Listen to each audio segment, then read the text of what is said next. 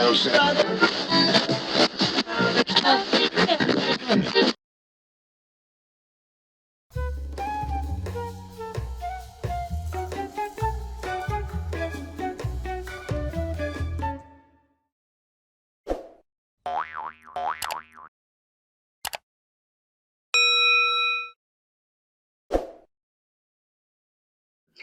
everybody, welcome back. In today's video, we'll be exploring Gundagai. The Tuckerbox Piney Monument's renowned dog is what most people associate with Gundagai. However, this relaxed town in the Riverina region is much more than just a statue of a bronze dog. In addition to its boutique wineries and rich architectural, colonial and Aboriginal history, Gundagai also attracts outdoor enthusiasts with excellent fishing and an exciting yearly rodeo. An internationally recognised Australian icon, the dog on the Tuckerbox is located 8 kilometres north of Gundagai, just off the Hume Highway. The legend of the dog began in the 1850s with a poem, Bullocky Bill, by an otherwise unknown author, Boyan York, about the partnership of the Bullockys who opened up the land to the settlers and the dogs who accompanied them and guarded their possessions. A version, amended by Jack Moses, captured the imagination of Australians both in the bush and throughout the colonies in the early 1900s. The move to create a monument to the early pioneers featuring the now famous dog grew through the 1920s, culminating in the unveiling of the dog on the Tuckerbox statue on the 28th of November 1932. The legend was then immortalised in popular song by Jack O'Hagan, author of Along the Road to Gundagai, with Where the Dog Sits on the Tuckerbox. The dog and its many songs and poems have put Gundagai firmly on the world map.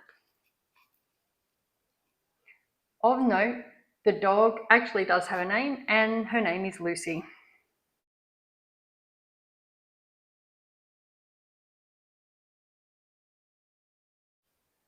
The Gundagai jail consists of a cluster of structures including the jailer's residence, the external kitchen block, the hospital, which was the original jail, and the jail including an exercise yard, an outhouse, outbuilding, a well, and archaeological remains.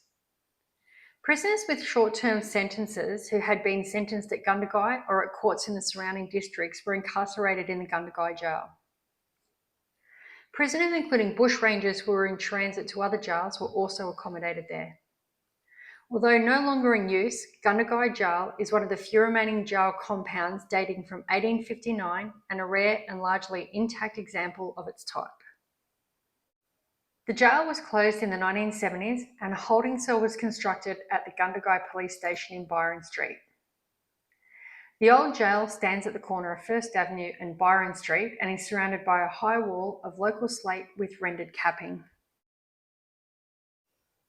On Thursday the 24th of June 1852, after weeks of heavy rain, the Murrumbidgee River broke its banks and surged into Gundagai. In previous floods, residents sought shelter in their attics and on rooftops. This time, the water rose rapidly and soon there was no escape. The island that Gundagai had become was sinking fast. By midnight, under a full moon, the floodwaters became a raging torrent. Whole buildings were swept away. For the terrified residents, the treetops became the only things left to hold on to. Some people clung on for 2 nights before losing their grip and being swept away. Others died from exhaustion in the branches. Estimates of the death toll are between 80 and 100 people, more than 1/3 of Gundagai's population of about 250. It remains Australia's deadliest flood. The final death toll will never be known, as it was not known how many travellers were in town. Bodies were discovered for months afterwards. At least 35 of the victims were children, and the youngest was only 3 weeks old. Of the 78 buildings of the Gundagai flat, 48 were completely swept away and the rest were irreparably damaged. The town's flour mill was one of the only 3 buildings still intact. Throughout the colony, there was an outpouring of sadness. Anger was directed at the New South Wales government for short-sighted town planning.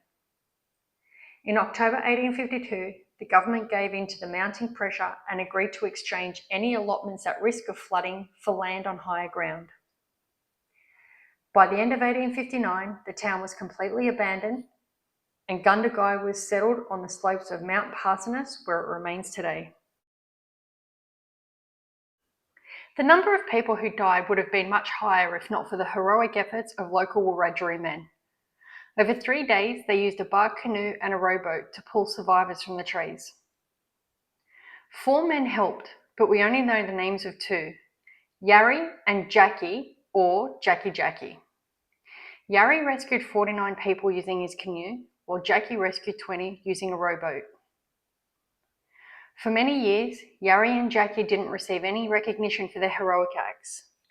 Finally, in 1875, they were given an engraved breastplate each, as well as a lifelong pension. In 2017, exactly 165 years after the Great Flood, Gundagai unveiled a bronze sculpture of Yarri and Jackie with a bark canoe. Of the many bushrangers throughout New South Wales in the 1800s, one comes to mind being Andrew George Scott, also known as Alexander Charles Scott, or more famously, Captain Moonlight.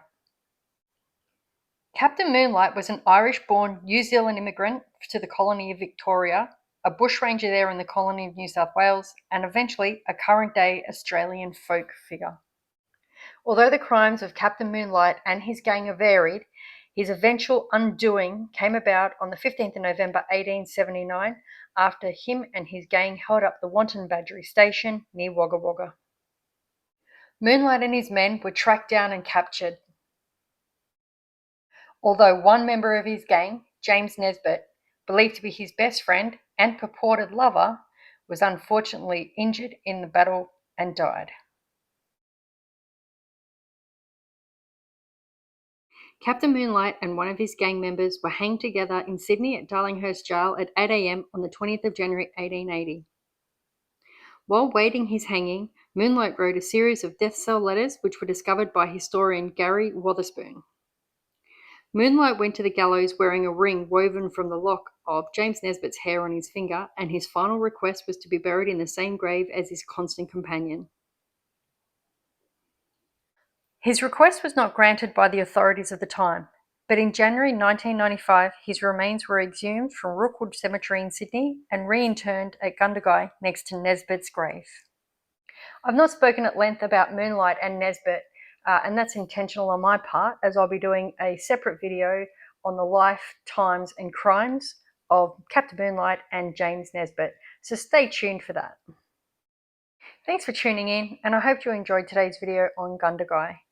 There are many more attractions in Gundagai itself that haven't been mentioned in this video, so if you're around, make sure you stop in and check it out. You won't be disappointed. I just want to say a big thank you to all the subscribers of this channel. Your support and comments make it all worthwhile. For those not subscribed, thank you for watching, sharing and liking. Please consider subscribing so you don't miss any more of my content.